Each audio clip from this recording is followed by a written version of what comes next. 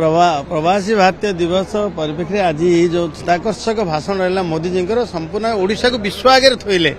बालीजात्रा कथा नौ वाणिज्य कथा ओडिशार संपूर्ण आज जो भाई ट्रेन देले पूरा निजाबधन गड़ब सारा भारत को देखिए ये चित्ताकर्षक कार्यक्रम आमको सुजोग देकी मोदी आमको ओडिशा को धन्य करदेले। जो ओडिशा प्रकृत ओडिशा प्रति जो भाव प्रधानमंत्री आज विवृत्ति रखिंट आज मुख्यमंत्री धन्यवाद देते आज पृथ्वीराज हरिचंदन अच्छा मंत्री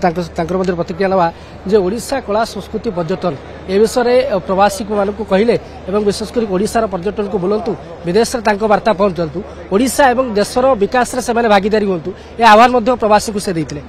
देखो माननीय प्रधानमंत्री आज जो कथा कही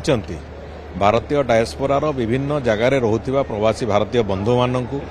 जो माने लंबा समय धरिकी भारत वर्षर निजर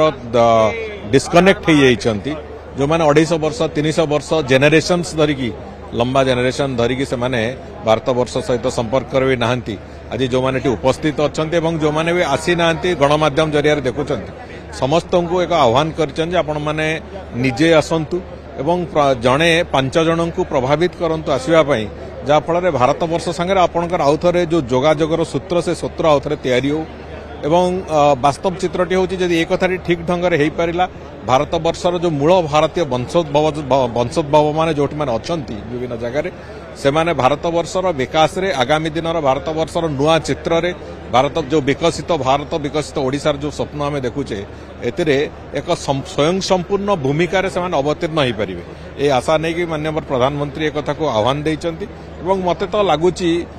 जे भारतीय डायस्पोरार विभिन्न देश रे थिबा लोक माने एक कथा को अति सुंदर भाव में ग्रहण करिवे एवं सेतिरे विशेष करके ओडिशार संस्कृति ओडिशार कला ओडिशार